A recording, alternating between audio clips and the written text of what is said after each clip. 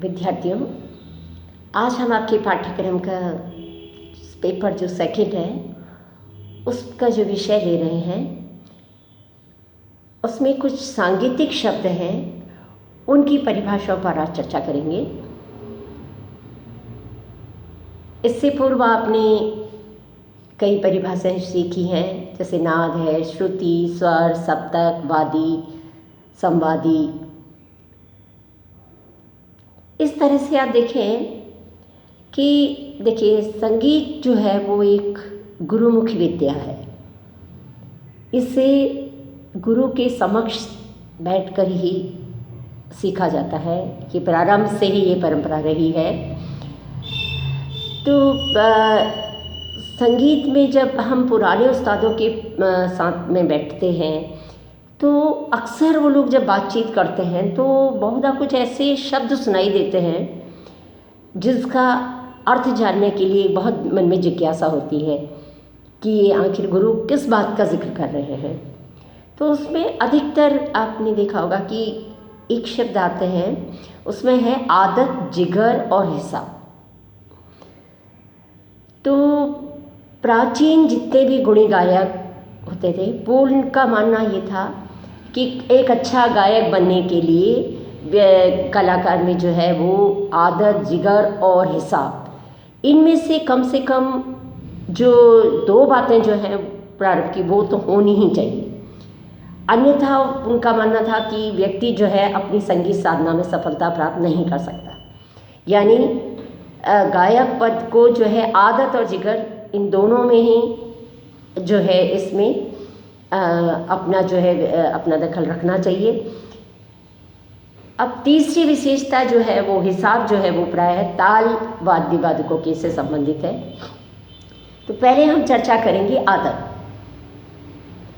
आदत यानी उत्तम रियाज यानी अभ्यास, प्रैक्टिस के द्वारा जब भली प्रकार तान लेने की सामर्थ्य प्राप्त करने की जो क्षमता रखना जो है वो आदत कहलाता है। जो भी संगीत प्रेमी नियमित रूप से नृत्य प्रति अभ्यास करता रहता है तो उसके उच्चारण में एक प्रकार की गंभीरता और स्वर माधुर्य पैदा हो जाता है। तो उसके ये गाने की आदत जो है जब तक कायम रहेगी तब तक उसे संगीत में सफलता मिलती रहेगी।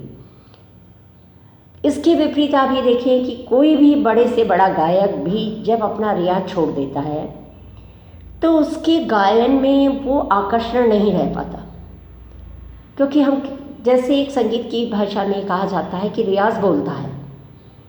यानी जो रियाजी गला होता है या रियाजी हाथ होता है गायक वादक का, वो अपने आप ये बयां कर देता है कि उससे पता चल जाता है कि व्यक्ति जो है रियाज करते हैं या नहीं। तो इसलिए बड़े से बड़ा गायक भी जब अपना रियाज छोड़ दे तो हमने जैसा कहा कि उसमें वो आकर्षण नहीं रहता, क्योंकि जब वो रियाज करता है तो वो जो उसमें तासीर पैदा होती है वो चीज़ जो है उसमें नहीं रह पाती। तो दूसरे शब्दों में ये कहा जा सकता है कि उसकी आदत जो है वो छूट गई है। तो ये तो है आदत। अगला है जिगर। देखिए आयुर्वेद में जिगर में का मतलब शरीर के उस भाग से माना जाता है जिसके द्वारा मानव शरीर में रक्त बनता है। लेकिन सांगीतिक दृष्टि से अगर देखा जाए तो इसका मतलब है अंग स्वभाव, अर्थात म्यूजिकल टेम्परामेंट। रागों की बढ़त करते समय किस स्थान पर कौन सा स्वर समुदाय सुंदर और आकर्षक प्रतीत होगा जब हम गाते हैं, और तो उस समय वो कौन सा स्वर समुदाय लगाने से एक उसमें विशिष्ट आकर्षण पैदा होगा, या राग में कौन से स्वर लगने पर राग का माधुर्य बढ़ेगा। इन सब बातों का ध्यान रखना जो है ये अंग स्वभाव के अंतर्गत आता है। और संगीत की भाषा में इसे ही जिगर कहते हैं। यानी जब हम गाते हैं तो गाते बजाते समय ये, जब हम रागों को देखते हैं, राग का विस्तार करते हैं, तो ये समझ रखना कि इस स्वर समुदाय से इसमें आकर्षण बढ़ेगा, सौंदर्य बढ़ेगा और इस स्वर लगाने से इसका माधुर्य और बढ़ जाएगा। ये सब बातें का ज्ञान रखना ही जिगर है। अगला है हिसाब। राग व ताल के शास्त्रीय नियमों की जानकारी रखना ही हिसाब कहलाता है। यानी राग और ताल के जो शास्त्रीय नियम हैं उनको जानना जो है वो हिसाब है। बहुत से गायक वादक ऐसे देखे जाते हैं कि वो मात्राओं के हिसाब किताब को नहीं जानते हैं, और यदि भी वो अपना काम कर जाते हैं, यानी वो गाते बजाते समय बहुत अच्छा गाते बजाते हैं, लेकिन उन्हें इस हिसाब की जानकारी नहीं होती, तो इस कारण जब वो गुणीजनों के बीच में बैठते हैं और शास्त्रीय नियमों की जहाँ चर्चा होती है तो उनके लिए वो जवाब देना बहुत भारी पड़ जाता है। इसी प्रकार कोई गायक जो होते हैं बड़ी बड़ी तान को लेके सम पर आ जाते हैं, लेकिन उनको उसका हिसाब जो होता है उसमें वो सुनने होते हैं। उनको ये नहीं पता कि ये इसका क्या हिसाब है, इसके क्या राग व ताल के इसके नियम क्या हैं, इसकी जानकारी नहीं होती। उसके अभाव में उन जो है वो उसका जवाब नहीं दे पाते हैं। तो इस तरह से राग व ताल की शास्त्रीय नियमों की जानकारी रखना जो है वो हिसाब है। तो ये तो 3 चीज़ें थी, आदत, जिगर और हिसाब। अब अगला हम शब्द हम लोग देखते हैं, अक्सर ये प्रयोग होता है, आविर्भाव तिरोभाव। आविर्भाव जब किसी राग का विस्तार करते समय,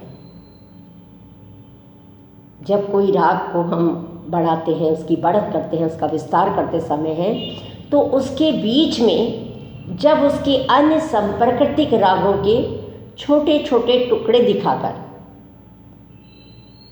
थोड़ी देर के लिए जब हम मुख्य जो राग जो कि हम गा रहे हैं उसको छिपा देना, जब ये किया जाता है तो उसे तिरोभाव कहते हैं। यानी जब जैसे कोई हम राग प्रस्तुत कर रहे हैं तो उससे जो संप्रकृतिक राग है उस राग के हम कुछ छोटे छोटे स्वर समुदाय लें, इस तरह से प्रयोग करें कि थोड़ी देर के लिए मुख्य राग के ऊपर वो हावी हो जाए और ऐसा लगे कि हम दूसरा राग गाने लगे हैं। तो वो जो छिपाने, मुख्य राग पर जो छिपाने का उपक्रम है ये तिरोभाव कहलाता है। फिर हम पर ये प्रक्रिया बहुत देर नहीं चलती, तुरंत या फिर मुख्य राग के स्वरों को कुशलतापूर्वक लाके हम वापस जब मुख्य राग को के रूप को जब दिखाया जाता है तो उसको आविर्भाव कहते हैं। तो आविर्भाव तिरोभाव की प्रक्रिया जो है उसके लिए गायक का मतलब कुशल गायक ही जो है इसका प्रयोग कर सकते हैं, क्योंकि मुख्य राग को एक थोड़ी देर के लिए छिपा देना और तुरंत फिर उसके वापस से उसके उसी बोल रूप में लौट आना जो है ये बहुत कुशलता का काम है। तो इस तरह से जो है ये आविर्भाव तिरोभाव की प्रक्रिया है। Thank you.